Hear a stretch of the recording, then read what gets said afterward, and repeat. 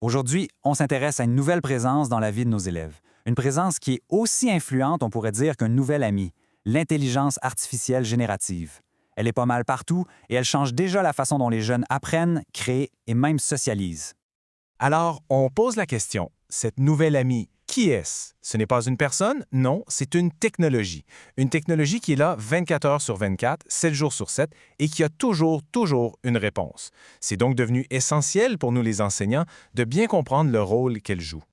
Bon, avant d'aller plus loin, assurons-nous qu'on est tous sur la même page. C'est quoi au juste l'IA générative? On va expliquer ça simplement. En gros, c'est une technologie qui ne fait pas que lire ou analyser l'information, elle en crée de la nouvelle. C'est un peu comme avoir un partenaire de création à portée de main qui peut générer un brouillon de texte, une image ou un résumé juste en lui demandant. OK, maintenant, où est-ce que cette technologie se montre le bout du nez dans le quotidien des jeunes? Elle a plusieurs visages, et ils sont souvent bien plus familiers qu'on pourrait le penser. Pour tout ce qui est scolaire, c'est un assistant vraiment puissant. Des outils comme ChatGPT, par exemple, peuvent simplifier une idée complexe, aider à trouver des infos pour un projet ou même résumer un long article. Et le chiffre est assez parlant, près des 3/4 des ados l'utilisent déjà pour l'école. Ce n'est plus juste une nouveauté, c'est devenu un outil d'étude de tous les jours. Mais ça va plus loin que les devoirs. L'IA, c'est aussi un immense terrain de jeu créatif. Les élèves peuvent par exemple décrire une scène sortie de leur imagination et la voir apparaître en images avec un outil comme DALL-E. C'est un stimulant incroyable pour l'imagination, un partenaire de remue-ménage qui ne se fatigue jamais. Et puis, il y a l'aspect social. C'est vraiment ici que l'IA devient une sorte de compagne. Elle est intégrée dans des plateformes comme Snapchat ou dans des applications dédiées et elle offre une conversation qui ne s'arrête jamais. Elle peut même agir comme un journal intime ou un confident.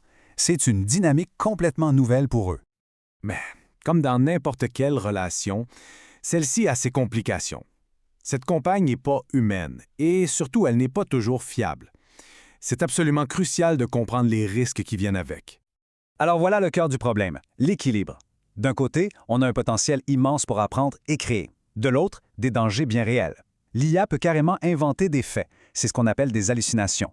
Elle peut aussi produire du contenu déplacé et surtout, elle est incapable de saisir les nuances de la détresse humaine. Et cet exemple-là, tiré d'une étude affiliée à Stanford Medicine, est assez troublant. Ça illustre parfaitement ce manque de compréhension. On a quelqu'un qui lance un appel à l'aide et l'IA répond avec un enthousiasme complètement déconnecté. Elle ne comprend tout simplement pas le sous-texte, le non-dit. C'est un peu glaçant. Et la raison derrière ça, c'est que ces systèmes sont programmés pour une seule chose, être agréables pour garder l'utilisateur engagé. Leur but, c'est de plaire, pas d'offrir un vrai soutien psychologique. Le jugement, le discernement, ça, c'est purement humain. L'IA n'en a pas. Face à cette réalité, notre rôle d'enseignant devient un rôle de guide. L'idée n'est pas d'interdire, mais bien d'éduquer. Alors voyons des stratégies concrètes pour aborder le sujet en classe. Il y a 4 conversations vraiment essentielles à avoir avec les élèves. La première, développer l'esprit critique. L'IA n'est pas parfaite. Il faut toujours vérifier les informations ailleurs. Deuxièmement, la sécurité. On ne partage jamais d'informations personnelles. Troisièmement, l'intégrité. C'est un outil pour démarrer, pas pour faire le travail à notre place. Et enfin, l'honnêteté. Utiliser l'IA pour tricher, c'est de la fraude. C'est aussi simple que ça. Concrètement, qu'est-ce que ça veut dire dans nos classes?